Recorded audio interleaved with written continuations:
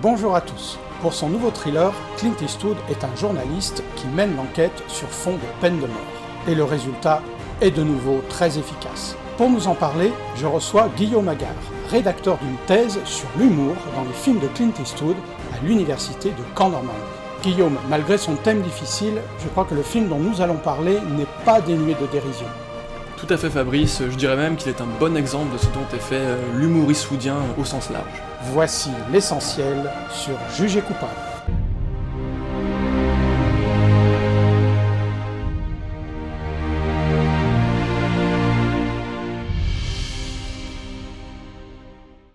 Jugé coupable de Clint Eastwood, 1999. Clint Eastwood est Steve Everett, journaliste à l'hebdomadaire Auckland Tribune. À la suite de la disparition tragique d'une confrère, il est chargé de reprendre son article sur Frank Beachum, condamné à mort car son exécution approche. Il a été reconnu coupable du meurtre de la jeune Amy Wilson dans une station-service. En examinant le dossier, Everett ne tarde pas à supposer qu'il s'agit peut-être d'une erreur judiciaire.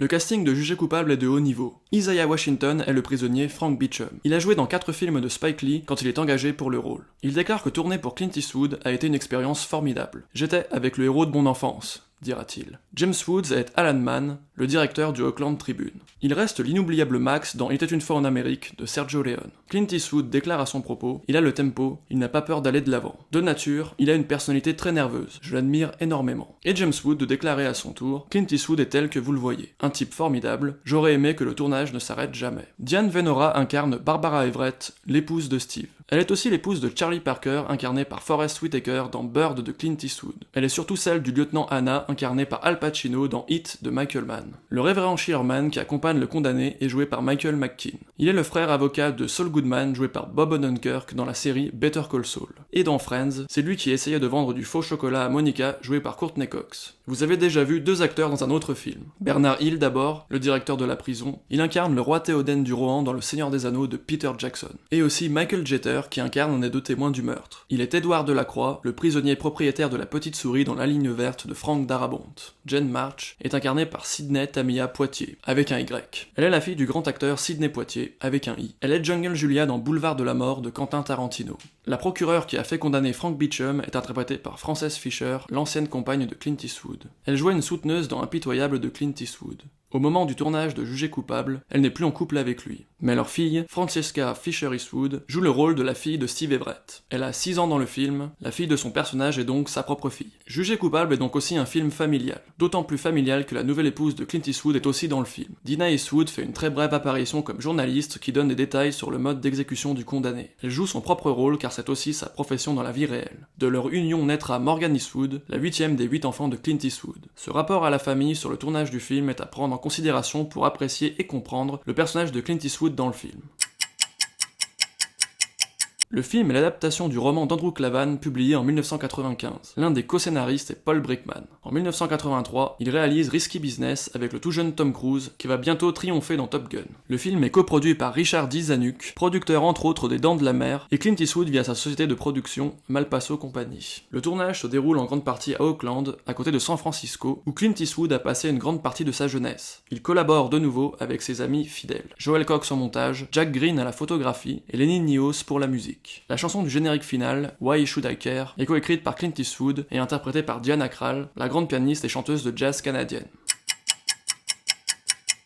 Le livre d'Andrew Klavan est inspiré de l'affaire Tony Wooten relatée par Ray Herndon du Los Angeles Times. À Dallas, on l'a pris pour celui qui a dévalisé un drugstore. Pendant son procès, il déclara qu'il faisait de l'autostop à ce moment-là pour aller à Saint-Louis. Sa voiture était en panne. Il fut condamné à 55 ans de prison sur la foi unique des témoignages. Mais grâce aux journalistes, on retrouvera finalement le routier qui l'avait transporté et on prouva qu'il était bien avec lui. À la demande de Clint Eastwood, les scénaristes font un gros changement entre le livre et le film. Le condamné à mort est blanc dans le roman. Pour davantage de crédibilité, Clint Eastwood souhaite qu'il soit noir. Lorsque les dirigeants de la Warner Bros acquièrent les droits du roman, ils souhaitent proposer le rôle principal à George Clooney, mais il y aura mésentente sur le script, et le projet d'engager la star est abandonné. Clint Eastwood entre alors en piste et avec les scénaristes, il se confronte à de nombreuses difficultés pour adapter le roman, notamment pour illustrer les longs monologues et les pensées intérieures des personnages. Enfin, il procède à la réécriture de son personnage, qui a 35 ans dans le roman, pour l'adapter à sa personnalité. Un journaliste en fin de carrière qui s'autodétruit, attiré par les femmes jeunes, qui n'a rien d'un héros, et qui doit gérer un relationnel compliqué avec sa famille. Une fois de plus, Clint Eastwood n'hésite pas à véhiculer une image loin d'être politiquement correcte, très éloignée du héros traditionnel de ce type de thriller. Il prend le risque de déplaire à quelques-uns, mais se trouve récompensé par tous ceux qui le suivent dans ses choix personnels.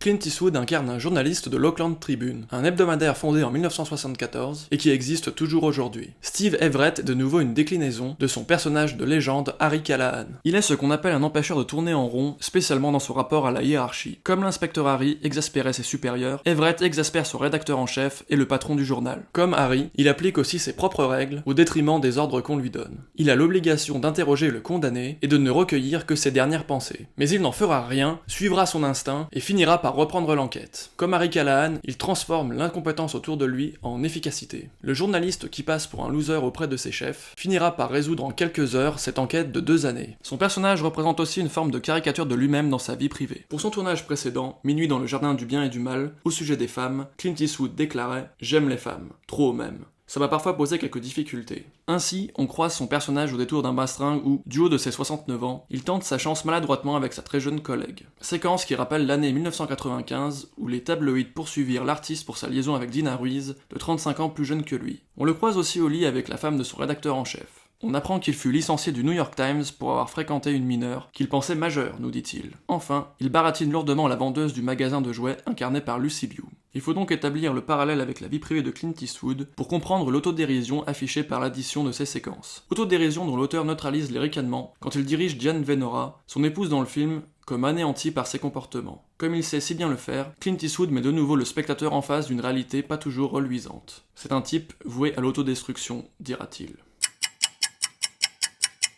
Entre le prologue et son épilogue, le film est composé de 4 récits distincts que la mise en scène entremêle. 2 à l'extérieur de la prison et 2 à l'intérieur. À l'extérieur, on suit les conflits du journaliste et son enquête pour prouver l'innocence de Beecham. À l'intérieur de la prison, on suit méthodiquement les derniers moments de la vie du condamné et la préparation glaciale du jour de l'exécution. Ces 2 grandes parties ne se croiseront pas, sauf dans la plus belle séquence du film. Le journaliste recueille les dernières pensées du condamné qui, n'ayant plus d'autre solution, dit s'en remettre à Dieu. Il l'interrompt avec ses punchlines qui constituera le basculement du récit. Je m'en fous de Jésus-Christ. Je me fiche de la justice dans ce monde ou dans l'autre. Avez-vous tué cette femme ou pas ? La partie du film qui concerne les conflits du journaliste avec ses supérieurs est particulièrement réussie grâce à la présence de James Woods. Clint Eastwood est un grand admirateur de l'acteur et il est ravi d'échanger avec lui les répliques les mieux écrites du film. Le rythme du film est ininterrompu grâce à la combinaison subtile et efficace que Joel Cox applique au montage qui entraîne le spectateur jusqu'à l'issue finale. Sans la révéler, on assiste à une course contre la montre du journaliste pour établir la vérité, mais aussi contre ses propres démons. L'humour sert à Clint Eastwood à se moquer de son personnage fétiche Harry Callahan et de son image publique de grand séducteur. Concrètement, l'humour est présent déjà dans les échanges avec James Woods. Il est directeur du journal dans le style de La Dame du Vendredi d'Howard Hawks avec Cary Grant et Rosalind Russell. On assiste ravi à une véritable joute verbale. Un gardien joue les morts vivants et effraie le directeur de la prison. Francesca a le droit d'embêter son papa quand elle est dans ses bras. Le révérend Schillerman se refait une beauté telle Fonzie dans Happy Days. Un SDF particulièrement bourrin avec les femmes et Clint Eastwood finit par se prendre une rouste. Mais la séquence la plus drôle que personne n'a oubliée est bien la visite accélérée du zoo que Steve fait avec sa fille en poussette. Il n'a que très peu de temps pour résoudre l'énigme, mais il a promis à sa fille de l'emmener voir les animaux. L'humour est donc un élément récurrent indissociable de sa présence d'acteur. Il lui sert à la fois à jouer avec sa propre image et à dynamiser des récits souvent tragiques.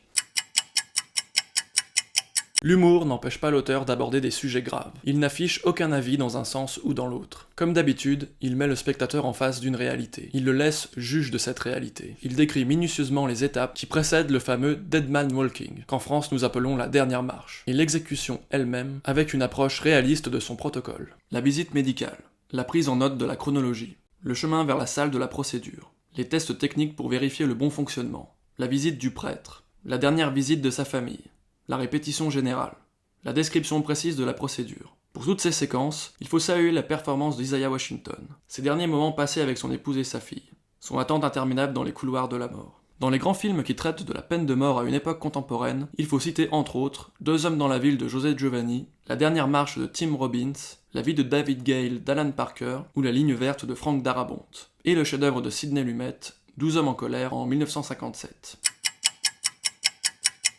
Tous les éléments sont réunis pour faire un gros succès. La présence de Clint Eastwood dans le rôle principal, la gravité du sujet, le rythme ininterrompu jusqu'à la dernière séquence, la qualité du casting, l'humour. Mais le film ne rembourse pas sa mise aux États-Unis. Pour la version française, il faut déplorer le décès de sa voix attitrée Jean-Claude Michel. Avec Hervé Joly, son successeur, on ne retrouvera jamais la voix qui colle parfaitement à la légende et qui distribuait si bien ses punchlines. Une page est tournée. Après Jugé coupable, Clint Eastwood se lance dans l'écriture d'un film très divertissant qui appartient à un genre qu'il n'a encore jamais abordé, la science-fiction. Mais ce nouveau pari sera l'objet de notre prochaine vidéo. Bon film.